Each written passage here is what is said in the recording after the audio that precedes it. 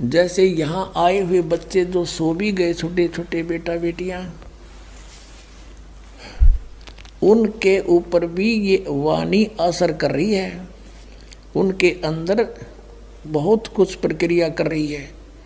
जैसे एक सर्प डसा हुआ व्यक्ति मूर्छित हो जाता है और गार्डू एक मंत्र, एक सेंटेंस सा अपना सिद्ध कर देता है, उस मंत्र को बार बार बोलता रहता है उस शरीर के ऊपर। वो ना वो तो अचेत पड़ा है, और उसके बोलने से, उस वाणी के मंत्र के प्रभाव से वो विष रहित होकर के सचेत हो जाता है।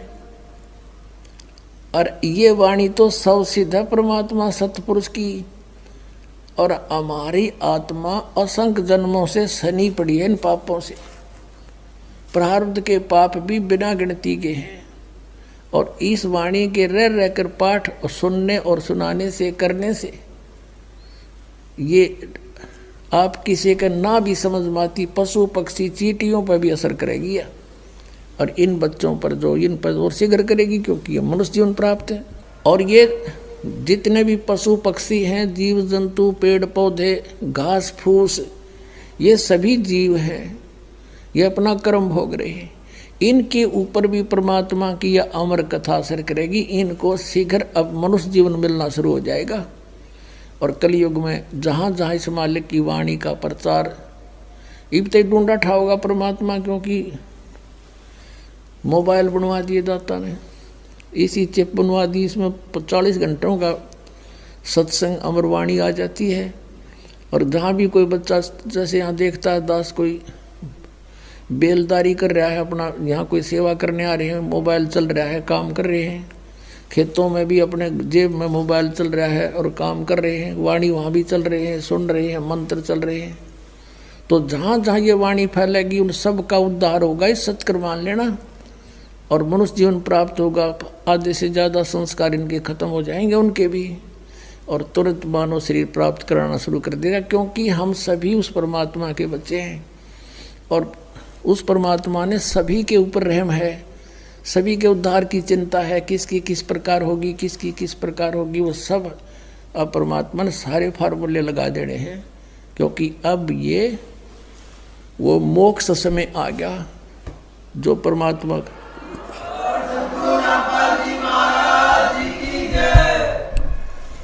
तो कहने का भाव दास का ये है कि इस अमरवाणी ने जितनी बार सुना उतना ही थोड़ा। और परमात्मा की कथा को सुनने में आपकी इतनी रुचि रहनी चाहिए, जैसे आप सुबह आहार करते हो और शाम को फिर उसी भूख लगती है, तो आप स्वस्थ हैं। और यदि आपको कुछ अरुचि बनती है भोजन में, तो समझो आपका कोई ना कोई शरीर में रोग स्टार्ट हो गया है। अब उसका इलाज क्या है, उपचार क्या है? भूख ना लगे तो कोई टैबलेट लेनी पड़ेगी, कोई रोग है तो कड़वी औषधि खानी पड़ेगी, तब भूख लगेगी। तो अब ये परमात्मा की कथा वाणी ये दोनों काम करेगी, आत्मा की खुराक भी है और ये रोग नाशक भी है। इसमें जिस व्यक्ति को ये अरुचि होती है कि ये तो कई बार सुन ली, तो समझो उसका कोई पाप कर्म जोर देगा। अब कोई करड़ा पाप आ लिया, तुलसी पिछले पाप तय हरि चर्चा ना भावे, और जैसे जबर के वेग तय भूख बेदा हो जावे। किसी व्यक्ति को मलेरिया जबर हो गया हो और उसको भूख नहीं लगती, काजू किस्मत सेब संतरे रोटी प्रतिदिन जो आहार करते हैं वो भी कड़वी लगती है। रोटी कड़वी नहीं, मनुखा दाख कड़वी नहीं, उस जवर ने उसके शरीर की व्यवस्था इतनी बिगाड़ दी कि स्वादिष्ट वस्तु भी उसको कड़वी लग रही है। उसका ट्रीटमेंट क्या है?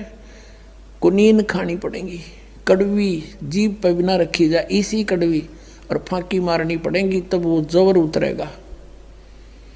और जबर उतरेगा तो भूख फिर स्टार्ट होएगी, और फिर ऐसी भूख लगेगी बुखार उतरने के बाद इतनी गजब की भूख लग गया करे, घर के भी नो क्या करें, घनी रोटी ना खावा कदे फिर बीमार हो जा। तो पुण्यात्माओं, प्रथम बार जो सत्संग सुनता है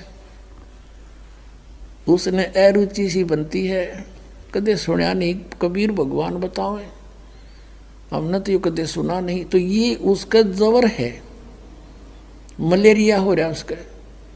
और कुछ एक ना वो भी चर्चा अच्छी ना लगती भगवान की, रागनी कितनी सुन ले, फिल्मी गाने तो रात में भी सुने जा, और ये ना अच्छी लगती, तो उसके पाप कर्म के कारण उसकी आत्मा मूर्छित हो रही है।